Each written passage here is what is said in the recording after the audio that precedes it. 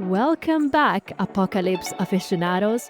This is Lisa Camillo, anthropologist, filmmaker, and your personal guide to humanity's slow motion train wreck. That's right, season 2 is officially here. And baby, we're back. Now, if you remember season 1, we had the pleasure of chatting with one of the most cheerful doomsday prophets out there, Dr. Guy R. McPherson. He's an American scientist, professor emeritus, and the guy who made the near-term human extinction a thing. Basically, he predicts we'll all be toast by 2026. Fun, right? But here's the twist. He says he has good news this time. I know, I'm suspicious too. So today, we're diving into whether we should keep prepping for the apocalypse or just tell everything and throw the most epic forked party of all time. We'll cover the AMOC collapse, aka the Atlantic current deciding to quit on us and what that means, power plants melting and possibly melting our skin off within minutes, and whether love is really all we need in the end. Because let's face it, we are running out of everything else. So grab your drink, settle in, and let's laugh our way into oblivion with the legendary Guy McPherson. Let's do this.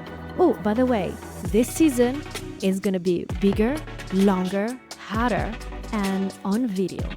I mean, longer episodes, harder topics, it's not porn, I'm sorry, but I'm sure it will still blow your mind. Buckle up, it's gonna be a ride. Welcome, Guy. It's great to have you back. Well, thank you. I appreciate the opportunity to chat again. And also, 6 months has passed, so we want to know what's the update with that. You mean 6 days? I know it feels like that. It feels like I'm talking to an old friend of mine, which is lovely. So first of all, I was wrong. I was quoting James Anderson, the Harvard atmospheric scientist, famous for leading the research team that discovered the link between chlorofluorocarbons and the so-called hole in Antarctica. And he said in Forbes on January 15th, 2018, he said, quote, "The chance there will be permanent ice in the Arctic after 2022 is essentially zero." Well, here we are, 2024, and we're still kicking. There's plenty of ice. Yes. And Jennifer McKinnon at the University of California, San Diego, and also the Scripps Institution, part of the Scripps Institute, says she expects a free Arctic Ocean in 2022. That was about 3 years and 4 months after James Anderson's prediction. So fortunately, they were both wrong because the fastest path to human extinction is loss of ice floating on the Arctic Ocean. That currently serves as a great source of albedo or reflectance. And when that's gone, the planet is going to warm up really, really quickly, even more quickly than it is right now. It's so scary because I keep seeing new articles from scientists saying, oh, well, we discovered another thing that is going to plummet the Earth into destruction. And I was like, to what? One more? And it's just constant. It was like, wow, we did not expect shit hit the fan that quickly. And these people were also quite pessimistic. So coming from them saying, oh my God, it's even worse than we thought, it's frightening.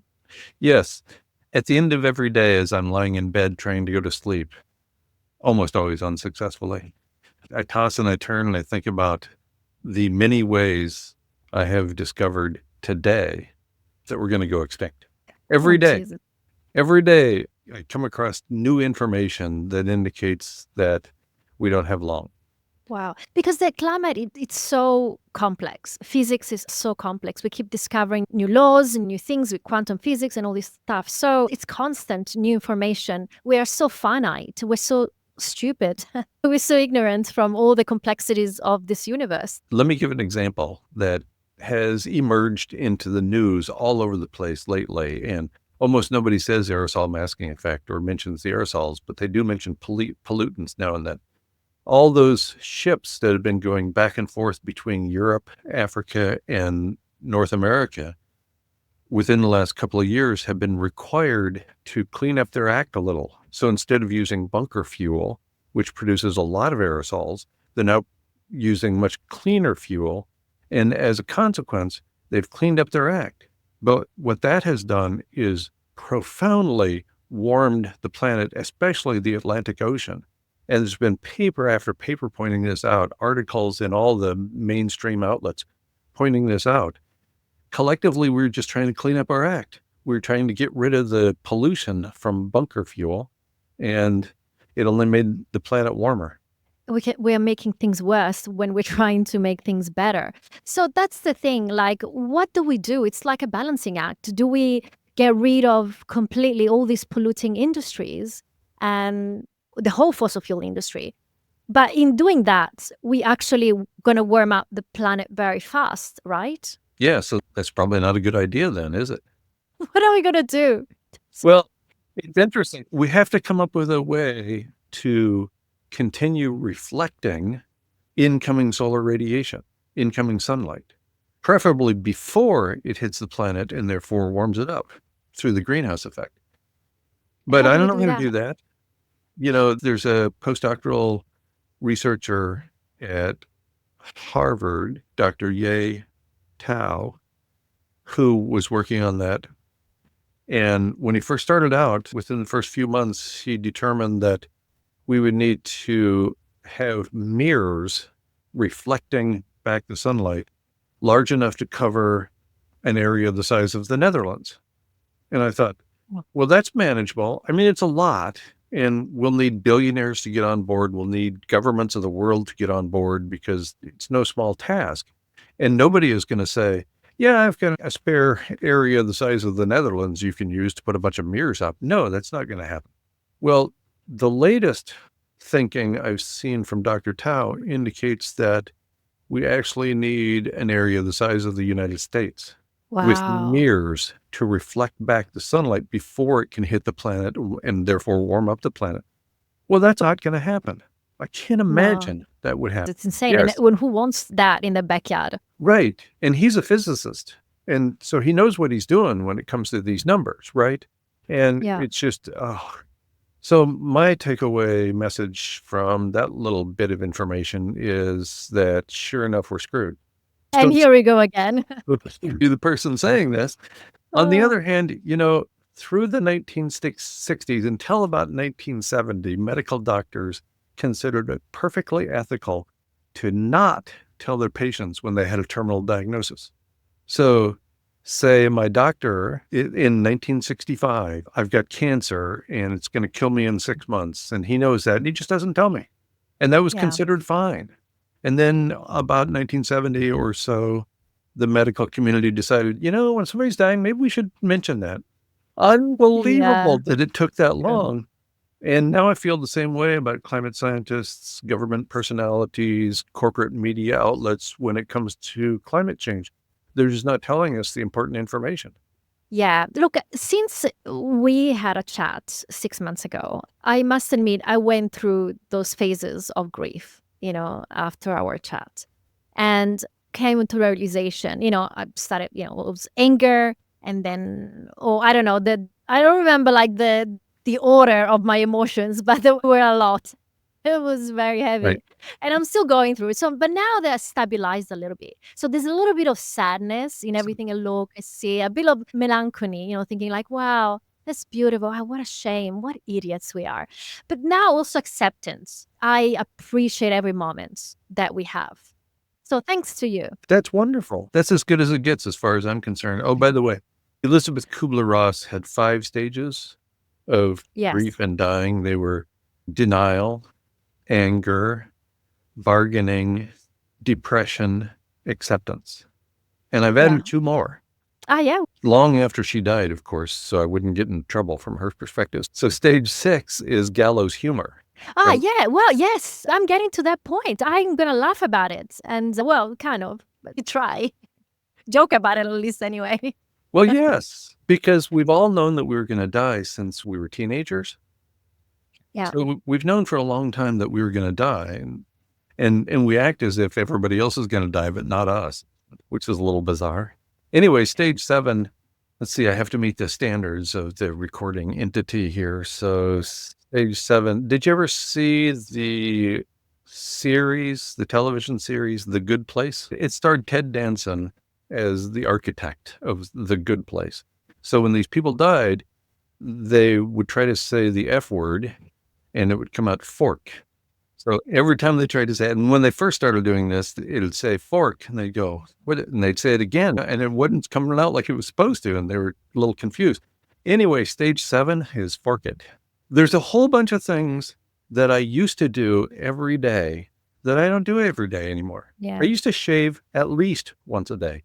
Now I shave every 3 days, and that's plenty. Yes, I look a little scraggly. Do I care? No, not at all. I totally get it. I think I'm in that phase as well. When I was on campus, I would shave every day. And then if I was going out for an event in the evening, I'd shave again. And so I ended up shaving 9 times a week. Now I shave once every 3 days. It's great to not do these mundane things that I hate to do. I totally agree. So fork it, totally. Okay, I'm not saying that I'm in denial, but I'm just now trying to put in our listeners' shoes going, is there anything we can do at all? I'm just thinking because now I see there is a lot of talk about this weather modification and creating clouds. Is that true? Because I'm starting to realize that I think there is a lot to it, especially living in the country. You're starting to see some patterns and some things that are happening in nature. You're more attuned to it. And you think like, that's not normal. Right. And there's a professor at Harvard, David Keith, who is probably best known for this idea, stratospheric ozone, putting particles into the stratosphere that would reflect incoming sunlight before it had a chance to strike Earth and therefore warm Earth. Mm-hmm. And that research project has been delayed for a few years. I think the last I heard was potentially going to start in 2028 or 2030, sometime in the future, because it's difficult to get approval from landowners and the government that you're working in to just scatter the stuff in the sky. And the IPCC did a report many years ago indicating that almost certainly would not work because it's local in its impact. So it might work, say you do it over Sardinia. It works over Sardinia, it cools that just fine. But in places downwind, it actually makes it hotter. So that's inconvenient. Yeah. The bugs haven't all been worked out on that idea. And I don't know if they will be before we run out of time, because as you indicated already, time is getting short, and even paid climate scientists are somehow able to say that these days. Absolutely. So what is your prediction now? What do you think is going to happen? When is the Antarctic going to disappear, the snow, the ice? Well, it's the Arctic that's the issue. The Arctic is the planetary air conditioner. So that's the big thing. And maybe those scholars were only wrong by a couple of years or 3 years, in which case, within a year after that happens, we're in real trouble, because the lost albedo would be the equivalent of 25 trillion tons of carbon dioxide. Oh, wow. But very, very quickly, as in pretty much within a matter of a few weeks or months. So that's a big deal. And we just don't have control over the amount of Arctic ice. There's a lot of variation from year to year. And we've been quite fortunate so far in not having an ice-free Arctic Ocean as predicted by those two scholars. So let's say that doesn't happen for another 10 or 15 years. I still don't think we have until 2030, because there's so much evidence indicating that by the time we get to 2030, there's going to be an enormous number of other issues that are all bad.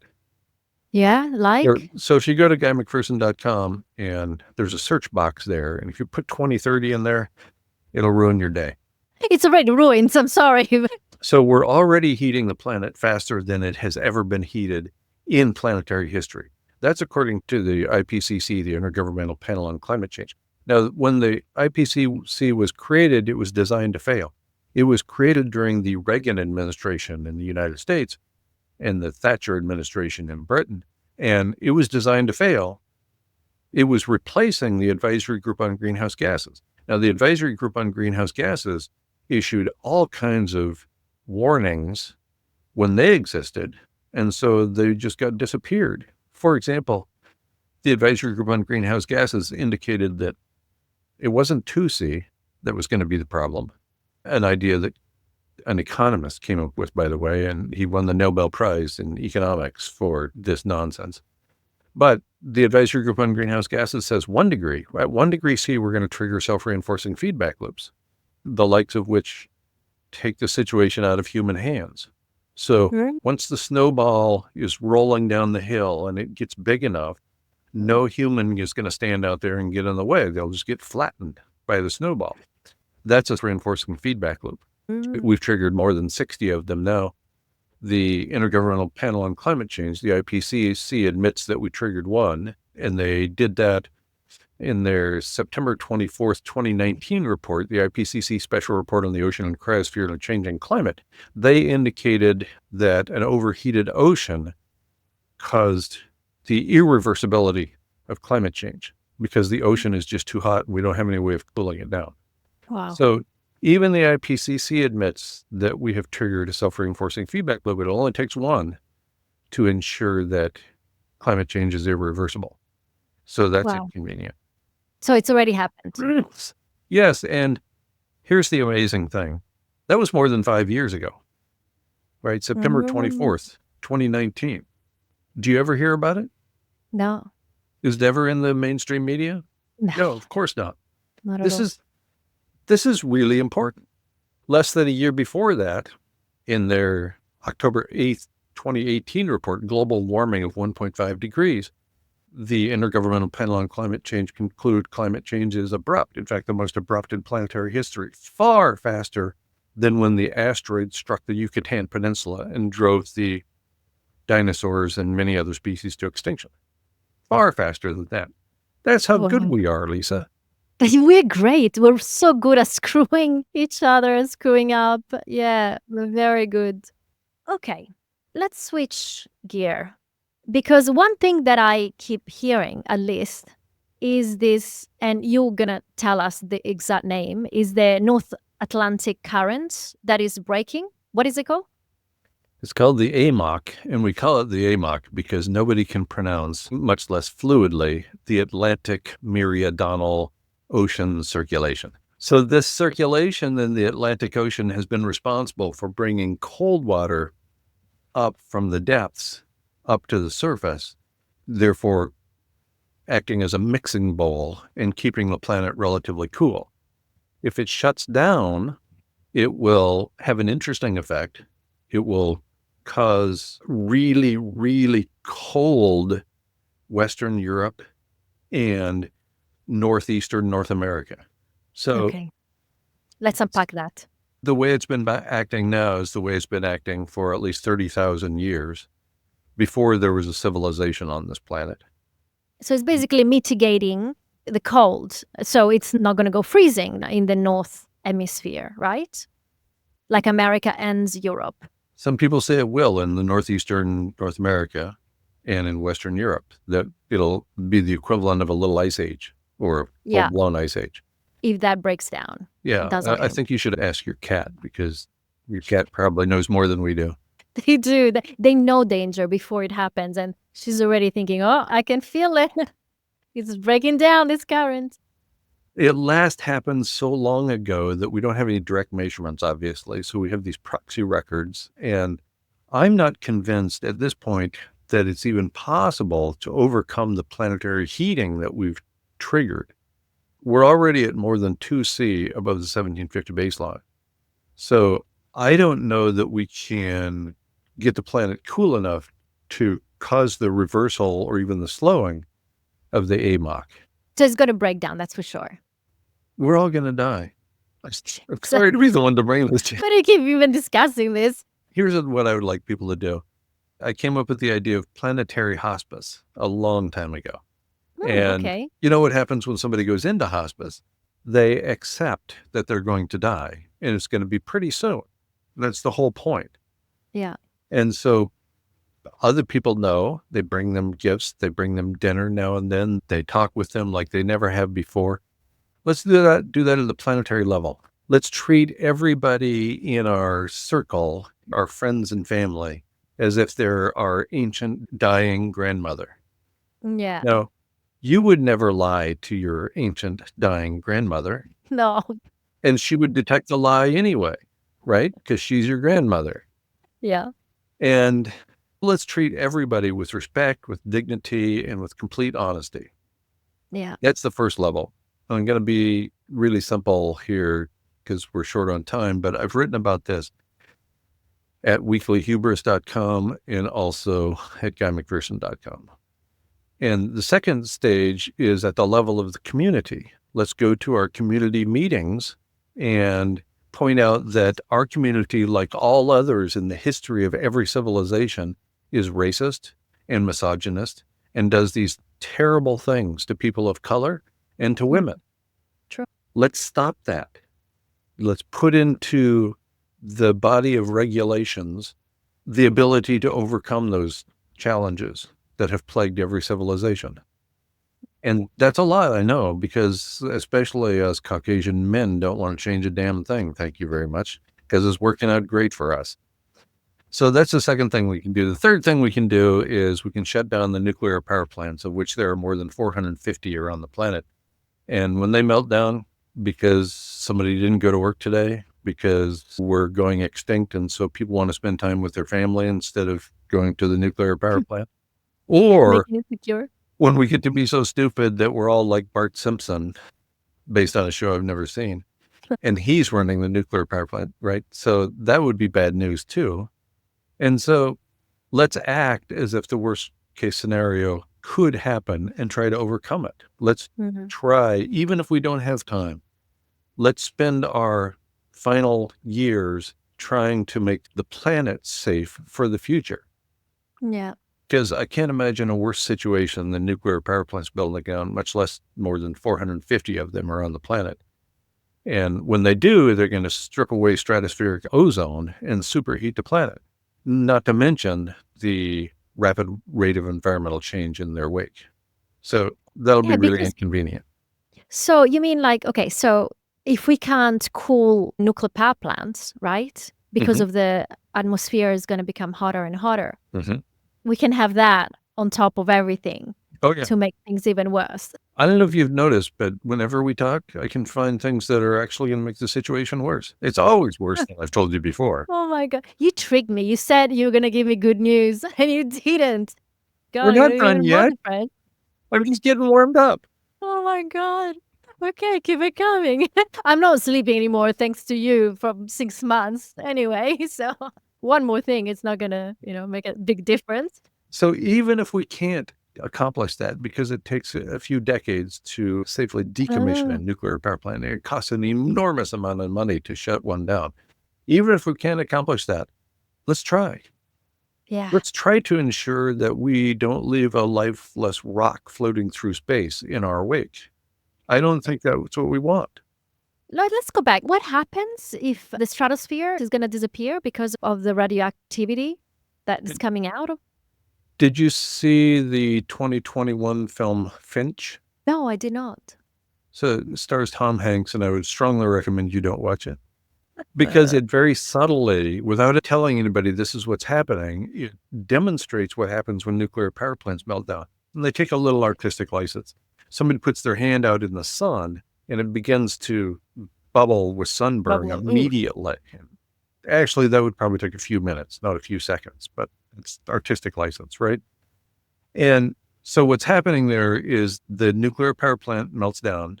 It releases a whole bunch of ionizing radiation, goes up into the stratosphere, and strips away the ozone that's there. It's interesting because ozone is a bad thing when it's in our city. It contributes to poor air quality. But when it's in our stratosphere, it's a really good thing. And it filters out some of the dangerous solar radiation that would otherwise come in and strike the planet. And so in the film Finch, and almost certainly in reality, the release of ionizing radiation into the atmosphere would strip away that stratospheric ozone and would cause it to warm up here on Earth very, very rapidly. Wow. I know. Wow. Bummer. It's Finch, right? Finch, it's a weird title for one of those movies. Yes. Catastrophic And movies. it's not named after the bird. It's named Uh-huh. after the lead character. The lead Okay. character is played by Tom Hanks, and his last name is Finch. Okay. Well, I'll try not to check it out. Becoming very masochistic lately. Just Well, looking at terrible, right. terrible, realistic scenarios. Most people need to know. I think most people do accept that we as individuals are going to die, and so is everybody we know. Now, I'm talking about timing that's a little earlier than most people expect and than most people want, certainly earlier than I want. But you have to know that you're going to die. Since you were a teenager, you realize that. So it's not a big surprise. On the other hand, everybody going at once and almost Yeah, certainly all life on Earth disappearing on the only planet known with certainty to currently support life. Well, that's kind of a bummer. it is a bummer. But we need to know. It's Mm. like those medical doctors in the 1960s who finally, some ethicists came up with the idea, when that person's going to die, we should probably tell them that they have 6 months or 6 years or Yeah. whatever our best medical evidence indicates, right? Mm. And so I think it's a similar situation here. Our species goes extinct, just like the 7 previous species in the genus Homo, our closest relatives, they went extinct too. And so here's a great line from Carl Sagan, the professor at Cornell University, somebody who educated people about science. He says, by far, most of the species of life that have ever existed are now extinct. Extinction is the rule. Survival is the exception. And Okay. that's the case today, too, obviously. I mean, he died, in the mid-1980s, I believe. So quite a while ago. And Mm. that's still true. Mm. And then he has another great line. For small creatures such as we, the vastness is made bearable only through love. That's beautiful. That It is beautiful. is. And we are a little species in an enormous cosmos, in this enormous galaxy within a universe, within a multiverse. We're just this one little thing. How do we bear it? We're not important. I'm sorry No. to have to tell you this to people, but we're not important. Not really. And so how do we deal with that? Love. That's how. Yeah. But I'm scared that because of what's happening in the world, it seems like everything is going a little bit bonkers. That it's the opposite. The more we panic, the more we're going to hate and compete for what's left. And that's what I'm scared. I'm scared that we're going to end up like The Road, the book, the movie, Right. where we're going to shoot at each other to survive and eat off each other.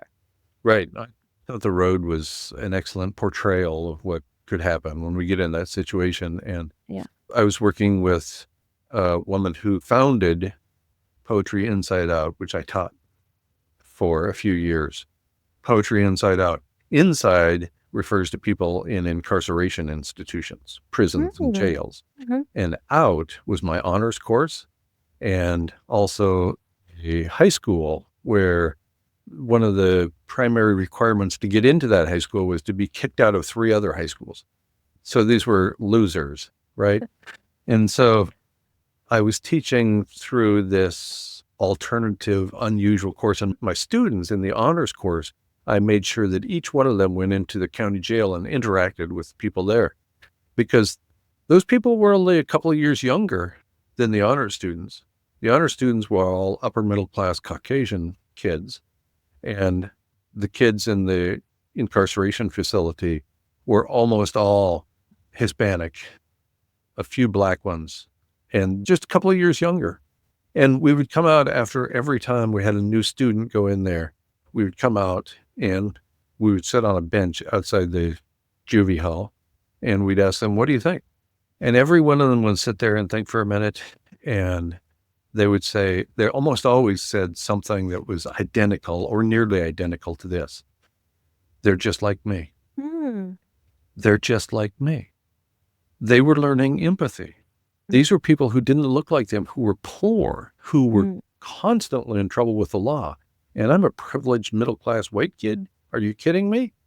They are just like you. Yeah, It's absolutely. wonderful. Yeah. I worked and also did volunteering. I first did volunteering when I was younger, in my 20s as well. And I went to juvie in Australia, in Melbourne. And there was a great program where, we were mentoring young girls. And I was just looking at them thinking, it could have been me. It's just a matter of chances, luck, coming from a good family, or, any turn I could have been them. Yeah, it's humbling. And We were teaching in the men's county jail, and the men we were interacting always had kids in juvie hall. It's a multi-generational incarceration operation. Yeah, it's cycled. Yeah. Yeah, it's very sad. Oh, you're bumming me out again. Thank you, me. But there is so much resilience in people in jail. I did also I worked in a high security prison in Sydney. But I was working in public health for Aboriginal people. I was there representing and trying to make sure that they had access to medication inside and outside. They're just people. That's when I decided to be in film and show their stories to a broader audience. Mm-hmm. That's what it got me to change my career, from just listening to those stories and thinking, I think everybody should listen to your story, because then people understand that people trying to do the best they can, what they got given. Yes. Which is not much, unfortunately, generally at the beginning of their lives, We tried to teach in a maximum security federal prison in Tucson, but the woman who founded Poetry Inside Out had already been kicked out of those prison systems for life. What's that? That sounds like a good story. She did terrible things, like she took in a greeting card at Christmas. You can't do that. Yeah, no, you can't do it. Yeah. From the outside to the inside? Right. No, you can't do, not even a pen, not even your phone, nothing, not even a pen. I remember they scanned everything. I couldn't, it was weird. Not a greeting is the worst thing Oh, that's terrible. It is. It's absolutely awful. And I'm sure it still remains that way. Certainly in federal prisons, you can't give people the idea that life matters. That's why the jail cells have the windows so high that they can't see earth. They can only see up to the sky. If there's any life that appears in the yard, there's somebody immediately there destroying it. Any blade of grass that pops up, somebody gets rid of it right away. No hope is allowed. You make me more depressed now. It's terrible. Governments are awful. This is the amazing thing. This is something we could do something about right now. Yeah. Tomorrow, we could ensure that every maximum security prison, the inmates are required to grow plants for food. Yeah. So that they could contribute to the food supply in their own kitchen or outside their kitchens. Absolutely. This is a no-brainer. This is something that's so easy to do. But it goes against the idea of billionaires running the show and removing hope from everybody else. Talking about billionaires, we're going back to the phrasing. Okay, so talking about another shit show and billionaires and such things, let's look into another possible worst scenario. Trump getting elected looks like it might be a possibility, which it's very interesting. What is the vibe in America right now? I don't know. One of the reasons I pursue the principles of anarchism is so that I remove myself from the absolute worst quality shit show that is elections in this country. And yes, in my lifetime, every president in my lifetime has been the worst president in my lifetime. Yeah, they're not. Everyone. They weren't great. And I thought that it couldn't get any worse than Trump the first time around. But then this completely incompetent fool shows up. He doesn't even know what he's doing. He doesn't know which way is up. Are you kidding me? So yes, next time could be worse. And I expect it to be. And there are many problems associated with that. One, there's his enormous ego and his complete lack of empathy. And that combination is a really terrible combination. He's a psychopath. I think that's the definition of a psychopath. Having no empathy. Yes. Let me point out that you brought this up. Yeah, true. Even the guy going, oh my God, talking about politics, I'm out of here. So thinking about animals, actually, what do you think is going to survive if we're not going to be around anymore? Like, considering all this physiological things are going to happen. There's a peer-reviewed paper in Scientific Reports 2018 by Bradshaw, and can't remember the name of the first author right now. And it described how at a rapid enough rate of environmental change, all species on Earth will go extinct. They forecast in their paper a 5 to 6 degrees C global temperature rise from 1750 until a couple of centuries from now. That doesn't sound good now. If we lose the aerosol masking effect, if we lose the aerosols out of the atmosphere that are right there right now, the planet will warm to 4.7 degrees in a few days. My God. That's huge. And again, that's based on peer-reviewed literature from Nature Communications on the 15th of June, 2021. So nothing is going to survive that fast Right. And rate of change. right. And Giovanni, that's who it was, Giovanni and Strone indicated that over a span of centuries, we would go extinct because the rate of environmental change is too great even then. And we're looking at achieving that temperature rise within a much, much shorter period of time than they were writing about in this paper. And so that tells me that life doesn't have much chance on this planet. And they even considered the idea of organisms that live at the bottom of the ocean near heat vents. And they said, nope. Not even them. Not even cockroaches. Everybody thought, yeah, cockroaches can survive. They survived the extinction of the dinosaurs, right? Right. Yes. Damn. Everything. Happy times. Thanks, Guy. But again, what this tells me is how important it is to live here and now and to treat everybody around us the way we want to be treated too.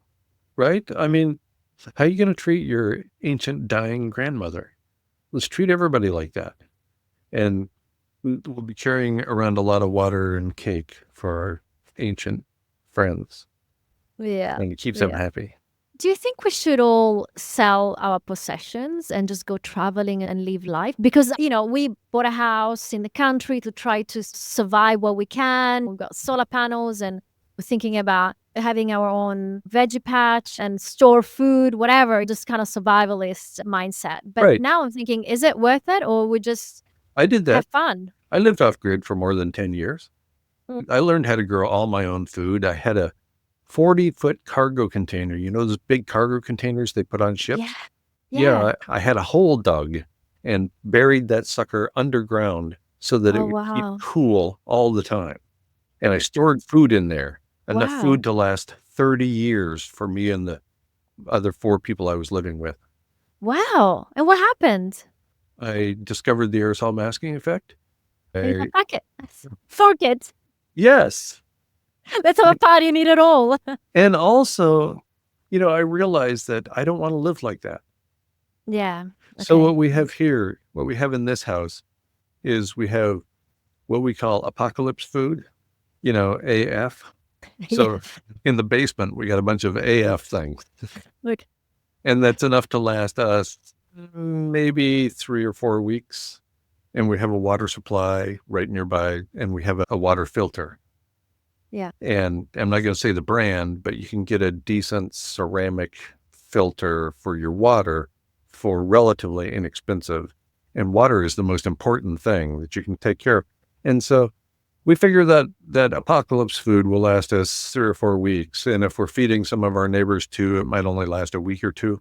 But we will know then if the system is going to come back, because according to James E. Hansen, sometimes considered the founder of climate science, the aerosols will all fall out of the sky in about 5 days. And he said this in many presentations, interviews, and even some peer-reviewed papers.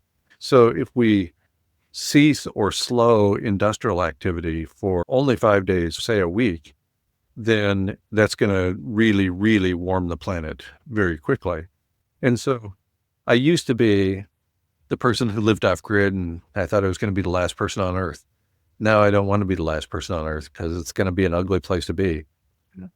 And once you realize that nuclear power plants melting down are going to be really inconvenient, and I don't have any control over either one of those things, right? And neither do you. Even if we get all our friends on board, even if we get all our friends to agree that they're going to do everything exactly right, well, what is that, 14 people? Yeah. out of 8.1 billion. Oh, God. All right. So they're also asking, it didn't end the Earth when we had the pandemic. Yes. And in fact, many peer-reviewed papers have indicated there was a regional impact starting Mm. in China in the area around Wuhan, where it actually warmed up considerably. And then it moved to Western Europe because Mhm. industrial activity was reduced there. And then it moved to the northeastern United States because industrial activity was reduced there.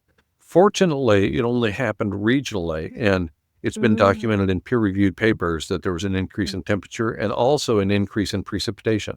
But it was Mhm. always in relatively small areas compared to the whole planet. Had that Okay. occurred at the level of the planet, I doubt we'd be having this conversation. Okay, so everyone, let's just sell your possessions, have fun, because you don't want to be the last one. You know, it's interesting because that's the approach I took. I sold everything. I got rid of everything. And then I moved from here to Belize in Central America, and then to New York, and then to Florida, and then to Vermont, and blah, blah, blah. And around we go. And I traveled really light. I don't have anything. I own almost nothing. You know, if it doesn't fit in 2 suitcases, I don't have it. Fortunately, my partner is a little more optimistic than I am. So she held on to a whole bunch of this stuff that I thought was utter crap. And they include, for example, the desk I'm sitting at right now. That's good. Very handy. She's a smart one. Trade-offs. Nobody knows when your last day on Earth is going to be. Nobody can Mm. tell you that with accuracy unless they have a gun in their hand right now. They really don't Mm. like you. Mm. And if that doesn't happen, then nobody knows. So for me, there's been this huge trade-off between I really liked some of the possessions I had, and I don't have them anymore. Mm. What are you going to do? Yeah. So I think if you're comfortable, you seem to be reasonably comfortable in the home you live in, and it's relatively remote. And Mm. so the house we live in is in a village, so there's not all that many people around. It's also a dead end road, and it dead ends at the municipal water supply. So what that Mm. means is almost nobody drives up this road. And the people who do drive up the road work at the water treatment plant. And so every time there's a snowflake, the first snowflake in winter, there's snowplows going up and down this road to keep it open because we have to have the ability to get the employees to the water treatment plant. That's the highest priority in this town, right? Wow. So we didn't know that at the time. The house was just available, right? So we bought it. And it's a good place because it's sort of in the country, and yet it's close enough that I can go into school. I'm substitute teaching at the local high school, and that's been crazy. It's a completely different world being a professor and teaching, and these people paid Mm. to show up in your classroom. And so Yeah. there's some modicum of respect that they demonstrate. Totally. Yeah. But high school students, no. I don't know how you do it. Well done. So congratulations, seriously, to last. It's a way for me to contribute to my community. That's nice. I know some things about science that a whole bunch of the teachers there don't know about science. And so that's kind of a convenient thing. Wow. Lucky students. Look at that. Yeah, I'm not sure they appreciate me. Do you make them depressed too, or you? Oh, no, no, no. No, no, no. I don't talk about this at all, ever. No. No. Wow. I mean, if they'll bring it up, I'll start heading down that road, but I'm not going to go the whole story. And, part of that is because in this state and certainly in this village, the proportion of learning disabilities is really high, really, really high. Wow. So what we used to call retarded, but we don't use that word anymore, they have learning disabilities. Most of the students would not understand if I raised the issue of abrupt, irreversible climate change. They wouldn't even know what I was talking about. Wow. So, Maybe it's better at this point. so good for them. Anyway, Guy, thank you so, so much. It's been really sort of fun. Let's say fun. Apparently, we're in stage 6. Exactly. We're good. Yes, thank you for the opportunity. I very much appreciate these conversations we have. No, it's an honor. It's really huge honor to have you on the show again. And hopefully, maybe in a year, maybe if you're still here. Let's shoot for 6 months at a time, shall we? Exactly. Hopefully, you really have some real good news next time. Oh, I'm sure. Awesome. Thanks again. Thank you. Well, that's a wrap. A huge thank you to Guy McPherson for joining us today and making us all terribly depressed. Again. Guy, you always know how to lighten the mood with your signature of "we're all doomed, but let's laugh about it anyway." Appreciate you, truly. This podcast series is proudly produced by Against the Tide Films. Want to know more? Check out our website at againstthetideFilms.com. But if you actually made it to the end of this existential roller coaster, you clearly have a great taste. So why not subscribe? Hit that follow button, give us a rating, preferably 5 stars. Let's not be stingy, people. Set a reminder and tune in every 2 weeks for a fresh dose of Are We Fucked, where we confront the apocalypse with equal parts of dread and dark humor. Follow us on Instagram at arewefucked_the podcast, where we share extra content, guest updates, and occasional memes to make the collapse of civilization just a little more bearable. And if you love what we're doing and want to help us keep this chaotic ship afloat, you can support us by making a donation or buying us a coffee because, let's be real, caffeine is the only thing keeping this show going. Links are in the episode description. Thank you for tuning in, Climate Warriors. Until next time, stay informed, stay engaged, and keep fighting the good fight. This is Lisa Camillo signing off. Take care and remember, the future is ours to shape.